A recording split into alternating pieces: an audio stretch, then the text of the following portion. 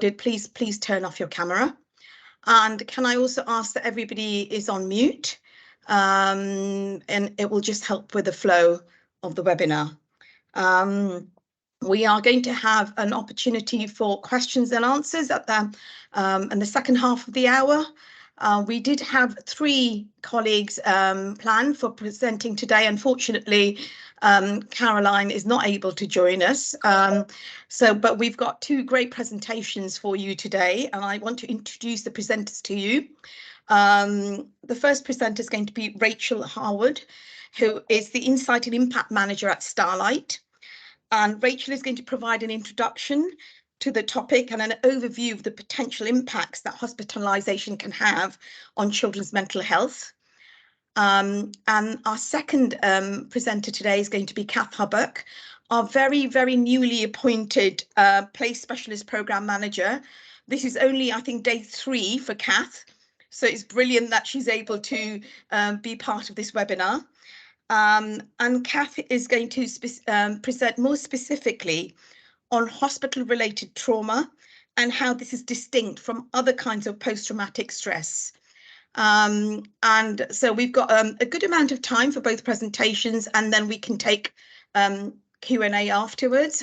Please put any questions you may have, please put them in the chat and we can pick them up. And after the presentations, we can have a bit of a discussion, and you'll also have an opportunity to directly ask questions at that point. So I am now going to hand over to Rachael, please. Thanks, Krutika. Amanda, if you wouldn't mind sharing the slides, please. So as Krutika said, my name's Rachael. I'm the Insight and Impact Manager at Starlight. So I work with our research team on all of our research and evaluation work. Today, I'm going to give a very brief introduction to some of the potential consequences that hospitalisation and healthcare treatment can have on children's mental health and wellbeing. So to do this, I'm going to share some of the research that we've conducted with children and their parents on these consequences so that you can hear in their own words what their experiences are like. And I'm then going to talk about the mitigating role that play can have against these damages to mental health during their healthcare treatment. So if you could move us on to the first slide, Amanda, please. So first of all, I'll just introduce post-traumatic stress disorder, as this is a mental health condition that frequently arises in literature on the subject. We understand PTSD as a mental health condition that a child might develop when they perceive an event or events as life-threatening or extremely dangerous, or an event which creates horror, fear, or helplessness. So Cath is going to present in greater detail about hospital-related trauma in her talk, but just to introduce some of the wider literature on this condition here. So we know that children receiving care in hospital are more likely to develop symptoms of PTSD, and some studies have highlighted that this is because being cared for in hospital impacts different types of boundaries and affects children emotionally in different ways. So their bodily boundaries might be impacted as they're treated and handled by different people that they don't know. They might not understand what's happening inside their body, and they might not understand their illness. Rachel, sorry, I'm just stopping you because I can see some messages that people are having difficulty seeing the slides.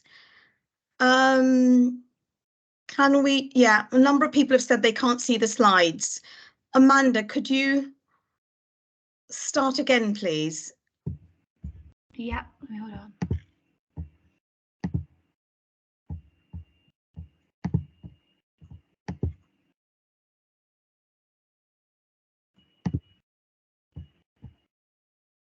Okay, I'm sharing them again. Is that better for everybody?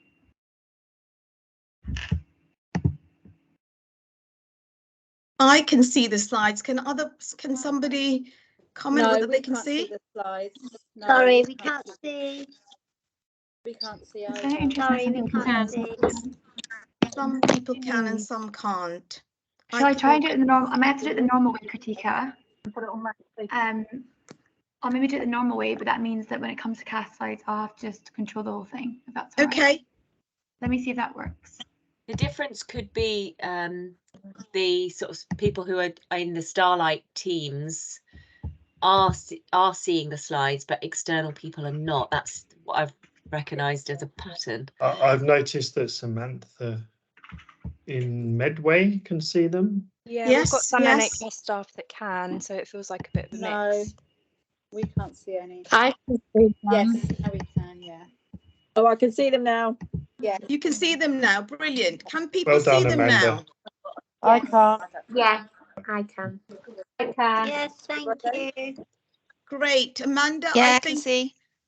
you've done it, Amanda. Whatever you've done, it's worked. Thank you so much. Okay, great, good. Okay, good. Um, I'll just have to control them all then. So just let me know when to pass on the next Yeah, so slide. Rachel, would you mind just start, because you hadn't gone very far. So if you could start from your first slide, please, Rachel. Yeah, that's fine. I'll just move on to the next slide, just because that's the beginning of the actual topic. Brilliant, thank If you you. could just skip forward, Amanda, just one slide. Thank you. So yeah, I just briefly introduced post-traumatic stress disorder, and the reason that I'm including this here is because it's a mental health condition that we frequently see in research of this group of children. We understand that children might develop symptoms of PTSD when they go through an event or an experience which they perceive as life-threatening or very dangerous, or an event which might be very horrific or stir up feelings of fear and helplessness in the child. Krutika did say earlier that Cath is going to talk in greater detail about hospital-related trauma, but I just wanted to introduce it here because it is so prevalent. People speculate on the different reasons why this arises a lot in this group of children, and one reason that comes up frequently is that it impinges upon different types of boundaries, and it affects children emotionally in different ways. So children might not understand what's happening inside their body. It might be very difficult for them to receive physical care and healthcare treatment from lots of different people that they don't know, and this is can be particularly confusing for younger children.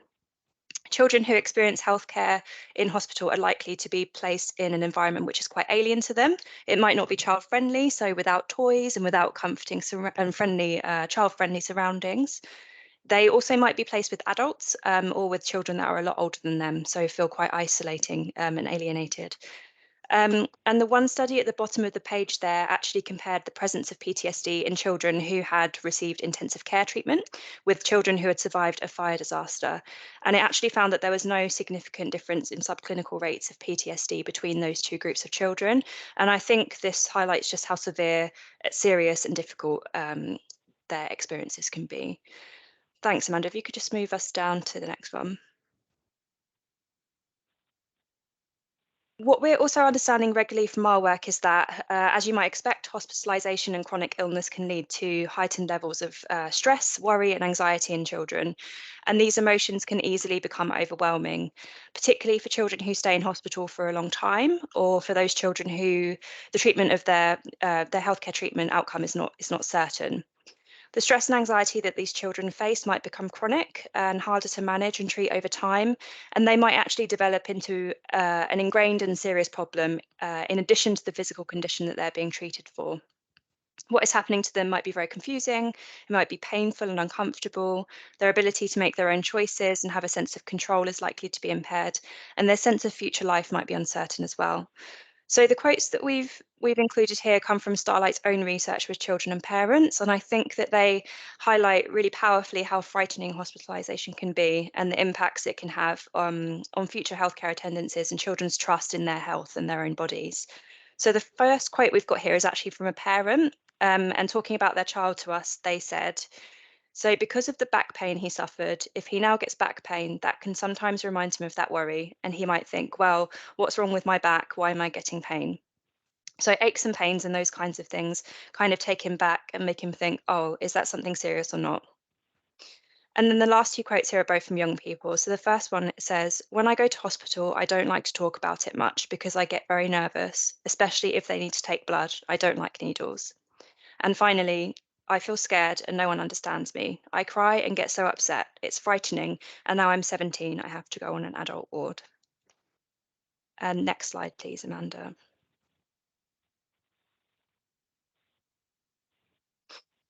We also know that hospitalisation and chronic illness in childhood can significantly disrupt children's lives. It can separate them from their friends and family and prevent them from doing the things that they were doing before they became unwell or the things that they want to do. We know from wider literature that the longer a child is unwell, the more likely they are to experience more severe symptoms of low mood and even depression. And the quote here from one of the young people that we've worked with just shows how challenging and isolating these experiences can be. So this child told us, "A day in my life is very difficult. Sometimes I have to take lots of medication, such as antibiotics, a nebulizer, vitamins, salt tablets, tablets to help my stomach, and lots of physio just to keep me alive. And if I have a cough or just a sniffle, I have to stay inside. The last few months have been very, very hard as I was shielding, and I could only go into my garden, and I couldn't see anyone except at the window. I had some very tough days. The hardest thing about my condition is because I look okay on the outside, people don't understand how seriously ill I am." So we can see through this quote how inherently challenging it is for a child to have a serious illness and for their life to be impacted in so many different ways. We can see how experiencing low mood and sadness is a natural and realistic response to something that's so difficult and so adverse.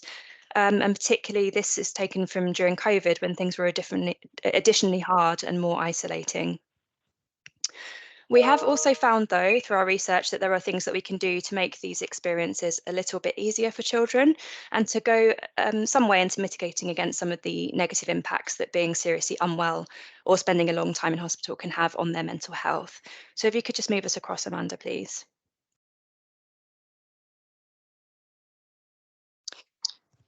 So here are some of the impacts that we found play to have for the children that we've worked with. We found that providing opportunities for play can enable them to have more positive experiences of healthcare than they would have had if they were not able to play, and that through play, children's anxiety and stress can be significantly reduced.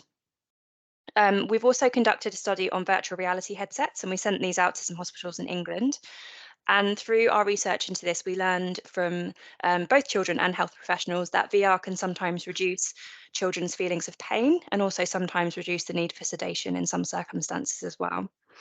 We've learned that play helps children to feel more resilient, and it gives them a sense of control and autonomy back when often it feels like their illness has taken it away, and it can improve their relationships. And we found actually that it improves different kinds of relationships. So this includes relationships between the child and members of their family, so parents, carers and siblings, but also with health professionals and the wider healthcare system, which is really helpful in helping retain their trust in the system as they grow and develop. Thanks, Amanda. If you could move on to the next slide, please.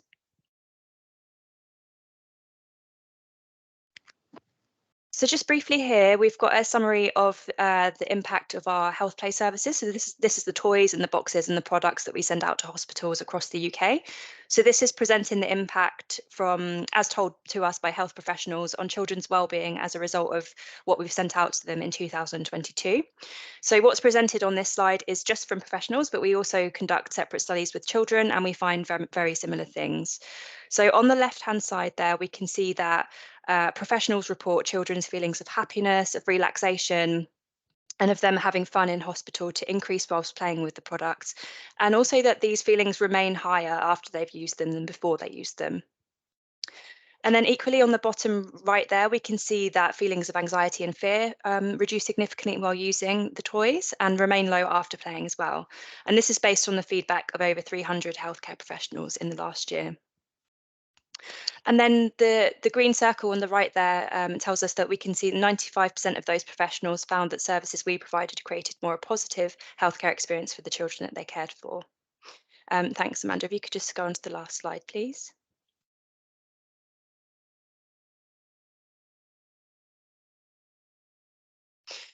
So I'd just like to end with these two quotes from young people that we've worked with, which highlight how play can be really helpful in making hospital fun at times, tolerable, maybe even forgettable, and it can make the time feel less lonely and isolating. So the first young person on the left says, "When I went to Leeds for a procedure in September this year, it was better than I thought. My other operations happened when I was a baby, so I don't remember them. I was nervous, but there was plenty of games and toys and even an iPad. I went to sleep, and when I woke up, I felt fine, and my procedure had already been done. It wasn't as bad as I thought. I remember feeling very hungry when I woke up, and I had 2 bowls of Frosties. I went home the next day." And then finally, the young person on the right said, "I liked all the art activities. I made lots of pictures and I decorated my hospital room with them. When I had to be in hospital for a long time for my chemotherapy treatment, I would complete lots of art activities in my room. Sometimes I would go to the playroom and the play leader would get out crafts for me to do when I was waiting for my operations. I liked the playroom. There were other children there to play with sometimes, and there were lots of different toys. Once I got to walk a dog around the ward. I loved this. I don't have a dog, so it was lots of fun. It made me want to use my legs when they weren't working properly because of my chemo. I also liked the storytellers and the fairies who visited me in my room. They danced and told me funny stories and stopped me feeling bored. So that's the end of my section. Thanks very much for listening. And I'm just going to hand over to Cath now to talk in greater detail about hospital-related trauma. Brilliant. Thank you, Rachel. I'm going to need to, at various points through this, ask for the next slide. So forgive me for that because there's a few slides to get through. That was brilliant, Rachel. Thank you. And you've really, really set up what I want to talk about next. So thank you.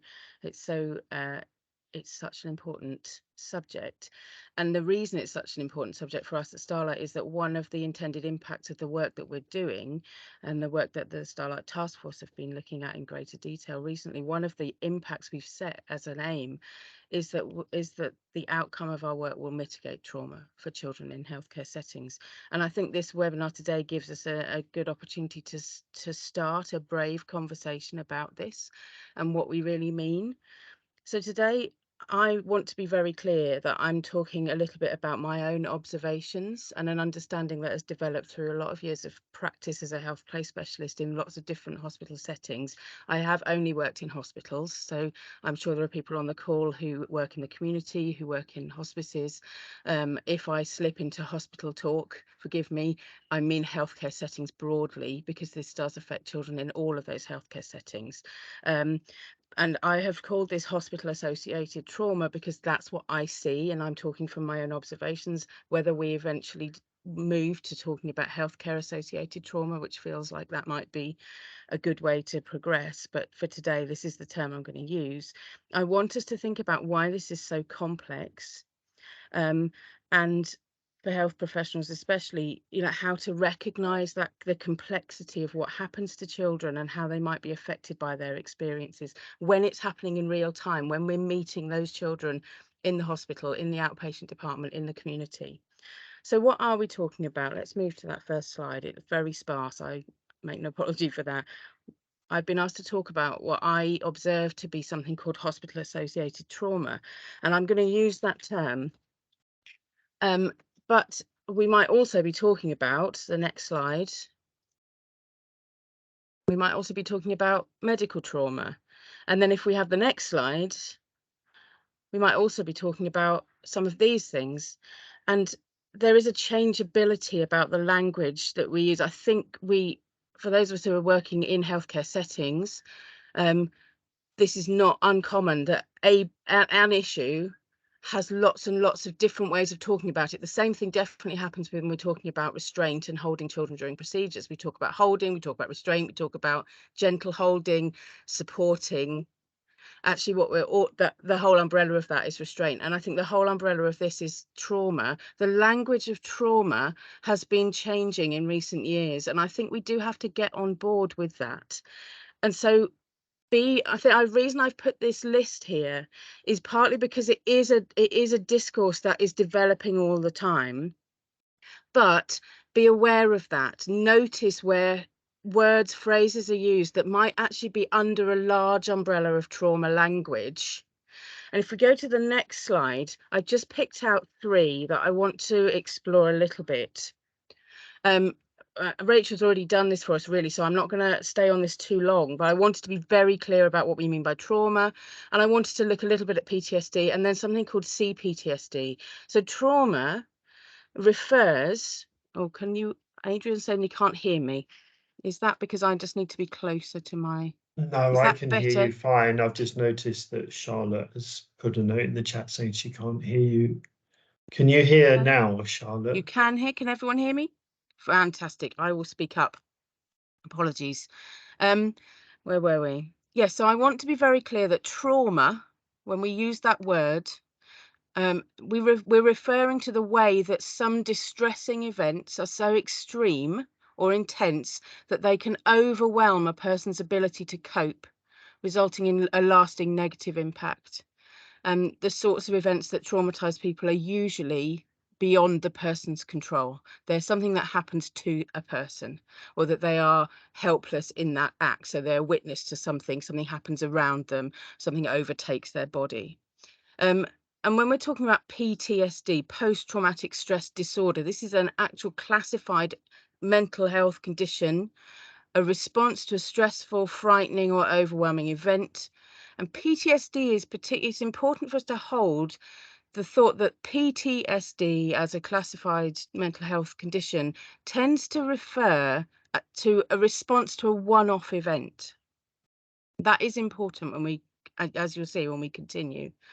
So you or I might witness something like a car accident or be involved in a disaster of some kind, a crisis, and we may experience post-traumatic stress from that. That could then become disordered behaviour as a result. But that CPTSD is very interesting because this is newer on the block, and the C stands for complex. The complex PTSD, which is classified as a response that is caused by ongoing trauma, which is repeated or persistent in that it can last for months or for years. And if we could just have the next slide. I think CPTSD, a complex view of post-traumatic stress disorder, is important, and as I'll go on to explain, and I think it's a little bit more, it resonates more with me when we think about the children that we tend to be working with, because even if they have a short-term condition, that's the potentially traumatic events that they are encountering all the time are happening not just as a one-off. Even for children who have a very simple accident or a short-term illness, they may encounter quite a lot of things in one run. And that's why I think this is, but I think it's even more distinct than CPTSD. And so this is why the conversation must open. We're not going to resolve anything at all today, but it might just get all of our collective brains whirring and thinking. So let's move to the next slide. Oh, actually, can you go back, actually, Miranda, sorry.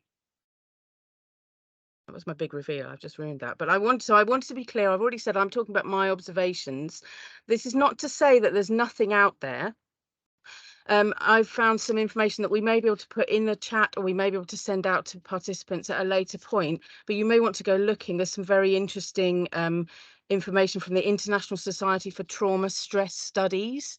They do a very good fact sheet for professionals about medical trauma.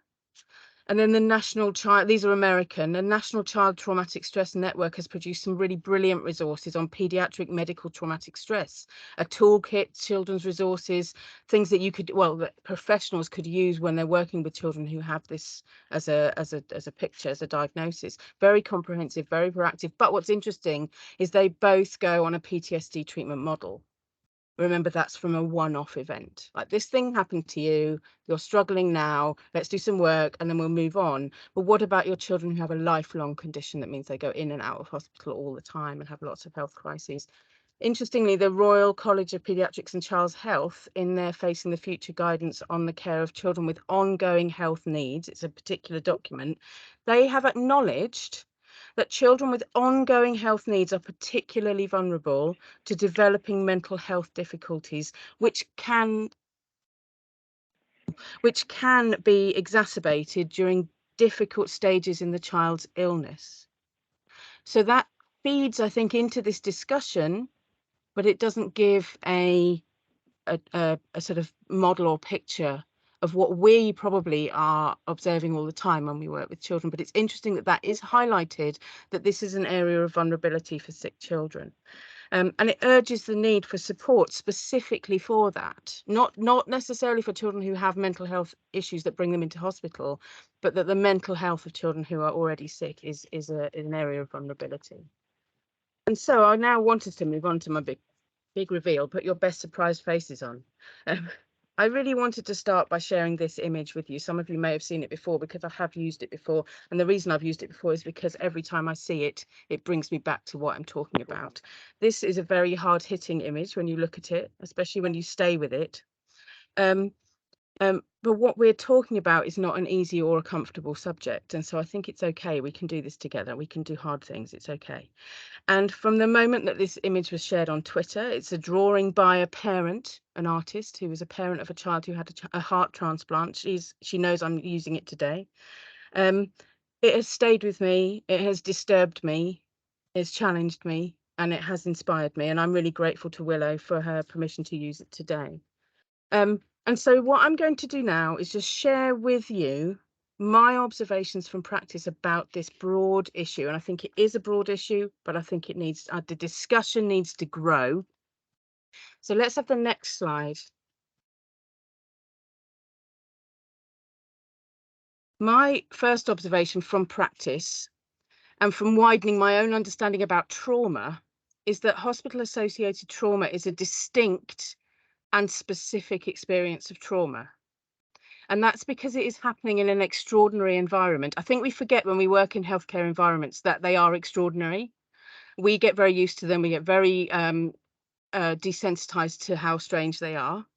But actually, for those children coming into them, they're very extraordinary, and extraordinary things happen to them in those environments. And so their experiences in that environment are unlike their experiences anywhere else. And in your class of 6-year-olds, the one child that's had to have repeated medical things will have an incredibly different experience to all of their peers, and will be responding to that differently. So that's my number one, is that I think we have to see this as a distinct and specific experience of trauma. The next slide, please. We got the next line. There we are.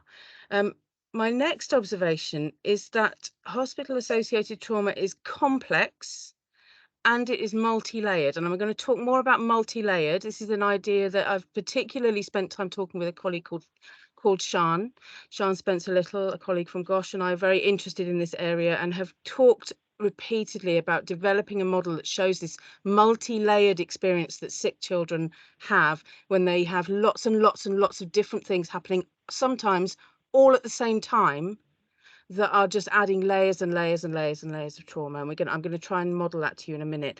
And for that reason, I feel like it looks much more like a distinct form of complex PTSD, because there's lots and lots and lots and lots and lots of things that are going on for a child, sometimes just in one encapsulated moment. And this is because it is arising from they're just experiencing too many things, often in close succession, and they're often without resolve, and that's very important, and sometimes repeatedly over lengthy periods of time. I'm very, very open to anybody who's on the call who would disagree with any of this, but I'm going to take that note that this is something that is perhaps resonating with the healthcare professionals on board. I don't know, but I feel like it, if anyone is thinking, no, I don't agree with that, please do jump in and let me know. Let me have the next slide, and then, because this one is really important, that I think this subject area is and is going to be uncomfortable to talk about. So I wanted to put the elephant in the room, if you like. It is uncomfortable. That's partly, I think that is largely because the current discourse, the discussions that happen around PTSD, around complex PTSD especially, and remember that PTSD has not actually been formally recognised within the Diagnostic and Statistical Manual for Mental Disorders. CPTSD technically doesn't exist officially, but we know that it does because we know about people's experiences. So for that reason, but the reason why it's an uncomfortable conversation from that point of view is that complex PTSD tends to be talking about long-term effects of abuse or neglect. But the traumatic events that we are talking about today and that we see that could impact children in healthcare settings are happening in a place of care. And so there's a real, I think the term might be incongruence. It's that they're being cared about, but something is happening that could be harmful, difficult to cope with, have a long-term impact that isn't necessarily as positive. And so there's a real jarring of the positivity of being made well by healthcare, but actually being hurt in some way emotionally by the experience. But we have to acknowledge that, and we have to sit with the discomfort of this conversation before we can begin to resolve it. And I have seen that myself in discussions around restraint, because they're uncomfortable too, that our holding of children might be difficult and traumatic.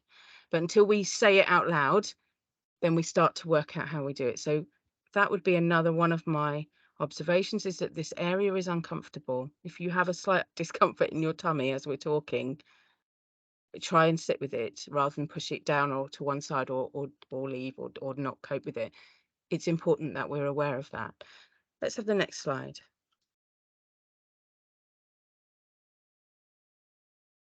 The issue of hospital-associated trauma and children's experiences in healthcare, in my opinion, requires greater attention and inquiry, because it would help us to better understand both the impact and the affect of children's experiences, and to consider our best responses to mitigate trauma in both the short term, what do we put in that makes the experience better or more manageable for children right there and then we're really thinking long term as well.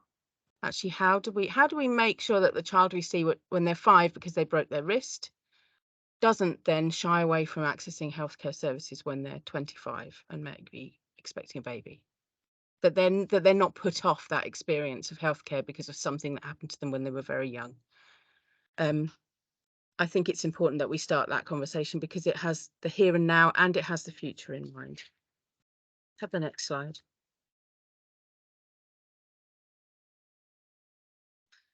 Have we got the next slide? There we are.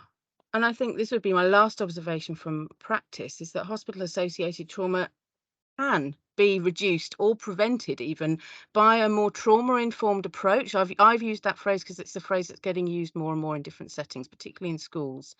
I have only heard of one hospital who have an official trauma-informed approach to their care, and I wonder if we'll see it coming in more and more. I hope that we do, but I hope that we're very clear on what that is and that we train people properly in it. And also by providing more opportunities for children to receive preparation and emotional support during hospital visits. And I think we need a brave look. I keep using the term, look, like the word that we'd never want to use as play specialists, brave. I think we ourselves need to be brave. We need to be able to sit with the discomfort, and we need to be able to talk about what happens, what hospital is like for children. And on that note, I want us to go to the next. Oh no, actually don't change the slide yet, because what I want to do is I want to tell you a story from practice. I want to tell you an amalgamation. This is not one child's story. This is the story of lots of children that I've met in the context of a hospital ward. And I observed that hospital-associated trauma in a lot of children and young people, with great variance in circumstances and lots of different issues as a result. I think that there's two different kinds of manifestations, if you like, of hospital-associated trauma. Children with chronic and long-term conditions tend to display their distress a bit differently to children who have, for example, been injured unexpectedly in some way. And we don't have enough time. We could have probably a whole day looking at all of those things. But it's always multi-layered. And I would say it's never, ever just caused by just one element alone. And the job of play specialists, others who work to support children and young people in these circumstances, is to recognise the circumstances, to recognise that children in hospital settings are often reacting and responding to lots of different stressors and aspects of that. And it's really valuable to consider what these might be. But some of the most pronounced hospital-associated trauma that I have seen tends to be in children who have had a very sudden injury. I tend to find them in later down the line from their initial treatment, often in a dressing clinic or a trauma clinic, and they're usually frightened and uncooperative, and they're behaving in a way that feels quite extreme, and the staff are frightened for them. They don't understand, they can't understand what they're seeing. But when I walk in and a child is shouting, "I'm going to die because you want to take off my plaster on my finger," I recognise there's something very, very, very deep going on, and it probably has a lot of layers. And so now we will move to this story from practice. I wanted to try and show layers. What I've ended up with is a bit of a wall, but I think you'll see what I mean. So I'm thinking of a child who's 5 years old, and they've had an injury to their hand. They've probably trapped it in the door and chopped the end of their finger off, which is one of the injuries that makes me go a bit funny. A sudden traumatic injury. It may only be the tiniest part of their body, but that is quite extreme, to lose a little part of your body. And it's happened while you're playing often. And so I want us to talk through what all of these, and actually when I thought about it even more, there's more and there's more and there's more and there's more. But this child got injured whilst playing, which is very, very frightening, because when you're playing, you tend to feel safe. Most children who don't feel safe won't play naturally. So if you're playing, you're fully in the flow of your play, and in the middle of that, an event happens to your body that you can't process because suddenly something else is happening to it. That is very, very frightening.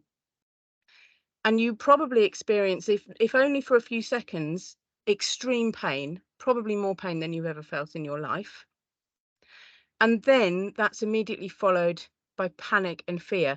And actually, just to say, every single one of these boxes is kind of representing a trauma, something that alone could be a traumatic event.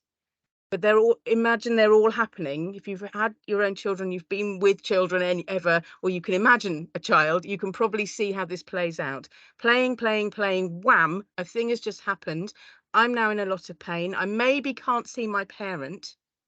I've worked with children who were injured at birthday parties, their parents were away from them, and that has added another element. I'm suddenly lost in my injury. And what I haven't put on here is about a fear of death. But the reason why that child, when I encounter them in the dressing clinic, not letting anybody touch their bandage, is shouting, "I'm going to die," is, I think, because in that moment of extreme pain and panic and fear, they had, even if it was very, very fleeting, a moment when they thought they might die. And that is very, very frightening for anyone who's ever experienced that. It's very, very frightening. Especially if you can't articulate it. You or I, as adults, might be able to say, "Oh my goodness, I thought I was dying.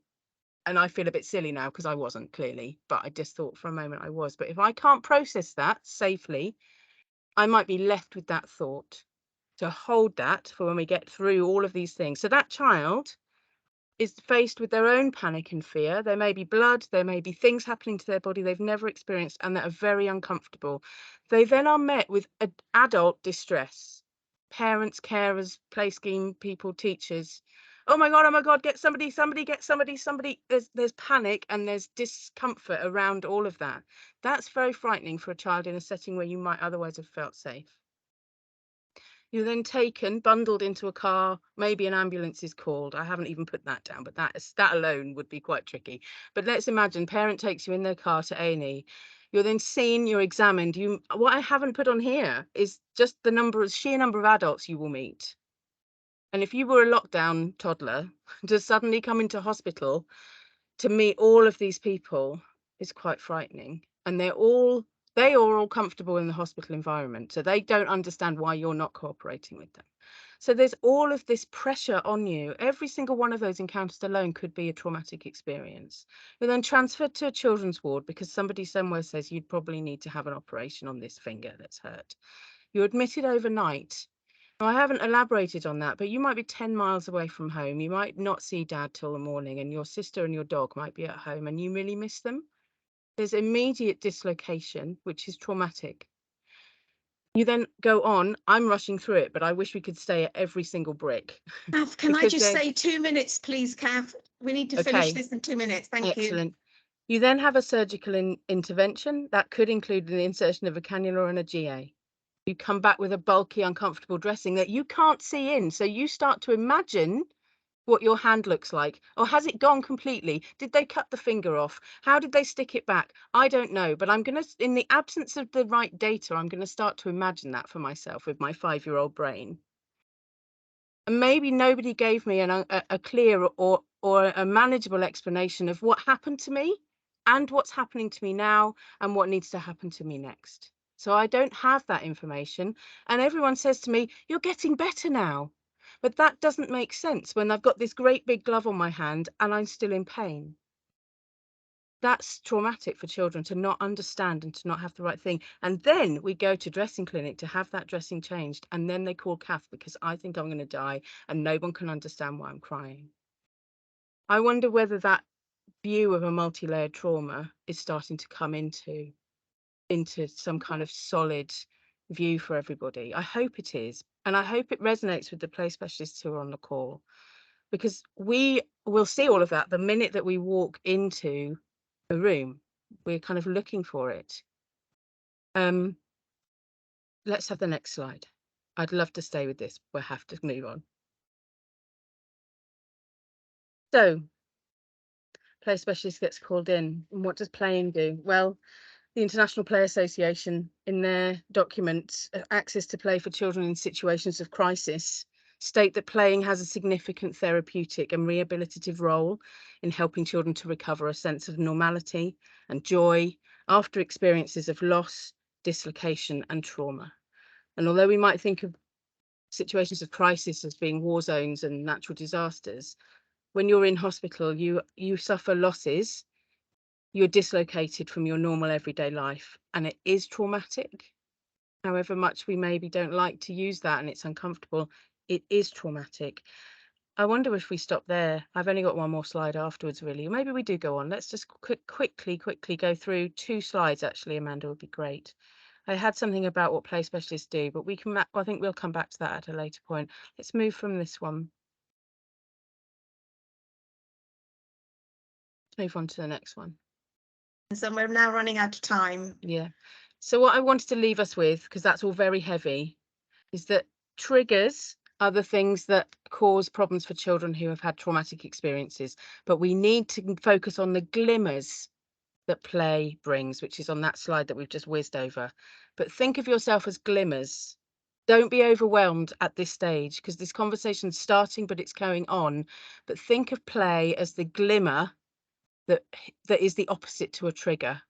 The glimmer can bring that joy and that rehabilitative part into a child's experience in hospital.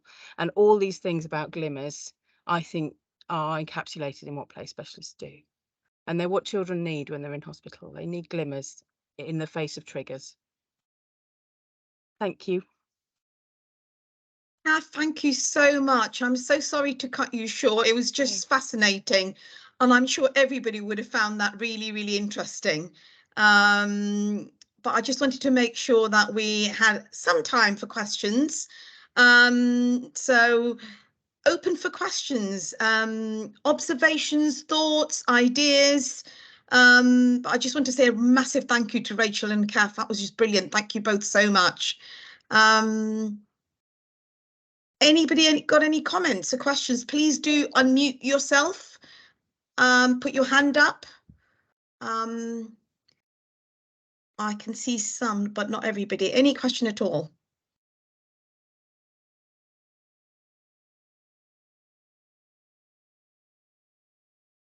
Okay, I can't see any questions. But Cath, I just wanted to say that where at one point when I had to pick up my pen and write something down, and that is about complex PTSD happening in a place of care. Yeah. That really, really did. I felt that is just so traumatic, where it's a place where you feel you should be cared for. Everything's going to get better because that's what everyone's telling you. And yet it's not feeling better. It's not looking better. No. It's not smelling. Nothing around you is saying actually you're better. But that's what people are saying. And that really did, I think, being brave about recognizing it and acknowledging is such a big thing. And I think it's important because it's uncomfortable for everyone, because we provide care. Yes. And it's uncomfortable because we maybe have to review that to say, how can we be more caring and really be caring? Yes. Still be caring whilst also like holding this horrible tension between what is actually quite frightening, but still caring. Yes. So it's traumatic for all, but I think it's very confusing for children. It's confusing for them because the experience isn't necessarily what they're being told. So difficult.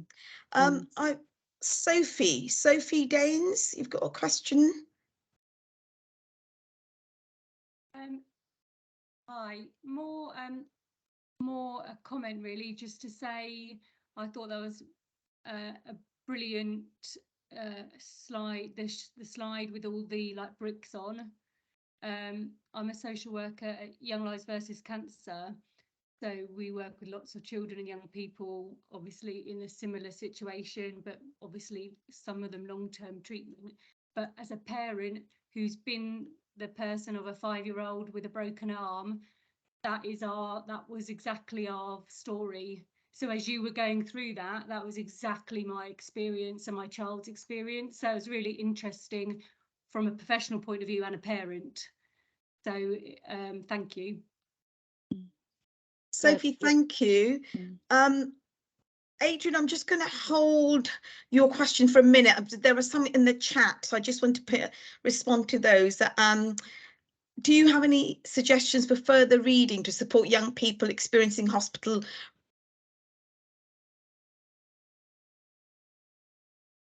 Hang on, Kritika's frozen for me. Further reading. I'm going to answer that. I'm going to jump in. Further reading is tricky because there isn't, well, there are some things that are written. Some of those resources that I read out that we'll try and put somewhere so that people can access those. And if you Google medical trauma, then you'll find things. There is, I think, one book, American book, possibly just called Medical Trauma or Strategies for Medical Trauma, but the model does tend to take you straight to a PTSD model of treatment, so it's for like a one-off thing, and as we've all been saying and talking about and hearing Sophie talk there, this isn't a one-off thing, it's an ongoing thing, and that's what makes it so particular to our settings and the children that we're working with. And what we don't know, and I mean, I'd love to have a conversation with Sophie, what we don't know is the long-term impact of that one injury with all of those things going on. And I think there's lots of scope for looking into that, or at least I don't know that there's lots of work on that longitudinal, long-term stuff. There are obviously some things now out about play in hospital and hospital play specialist work. But I don't know that I've seen some papers about some of the ones that Rachael talked about with statistics about children who've been in intensive care. We know that for children in intensive care, one of the most frightening things for them is a gap. And I think that can be the same for children who've either had an illness that meant they lost consciousness or that they were sedated or went to theatre. A gap in knowledge. What happened when I was asleep? What happened when I was not here? What happened when I hurt my head? Is very frightening. And if it's not addressed, part of the issue is children need more time to process, and we don't always have a lot of time for that. But I think that is an area that needs some work, and the longer term impacts. I'm sure we could talk to adults about their recollections of these of just these experiences, and we'd probably get some very interesting feedback. Thanks, Cath. Adrian, do you want to ask your question, please? Thanks, Krutika. Thanks, Cath. That was really powerful. And thanks, Rachael, as well. It was a really, really clear overview of the literature. I wanted to ask you about classification and whether I've understood it. That post-traumatic stress is a recognised classified medical condition, mental illness.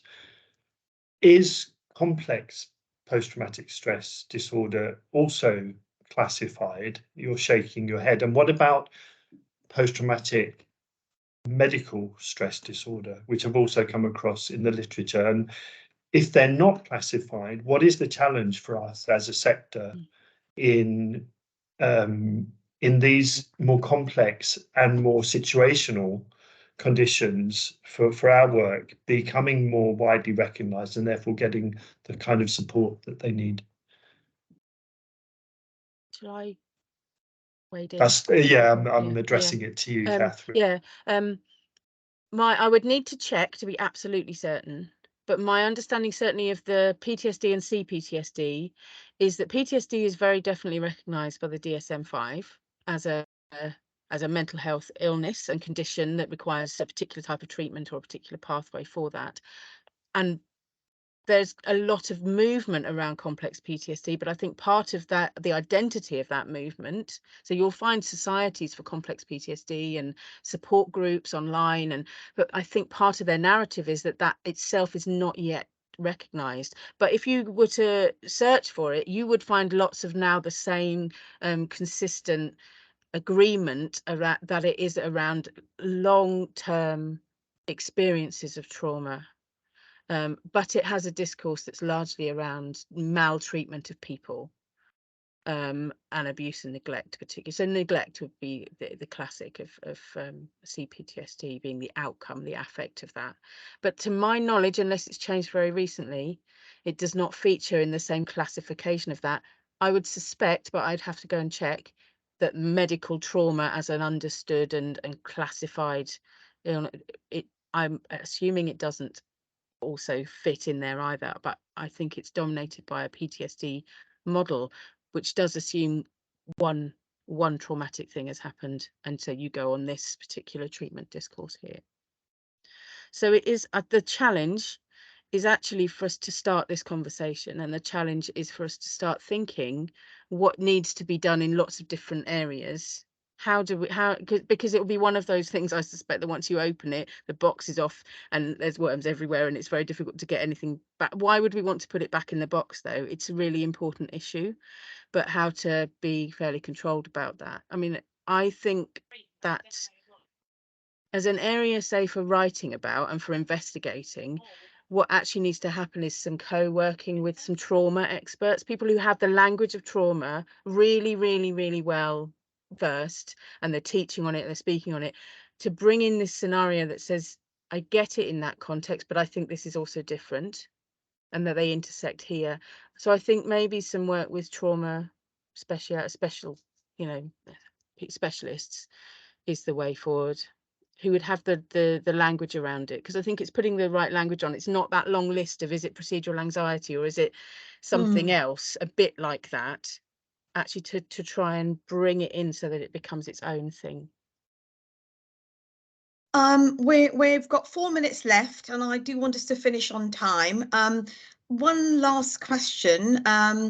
There's 5 people who are on this particular call, and they've asked from Charlotte.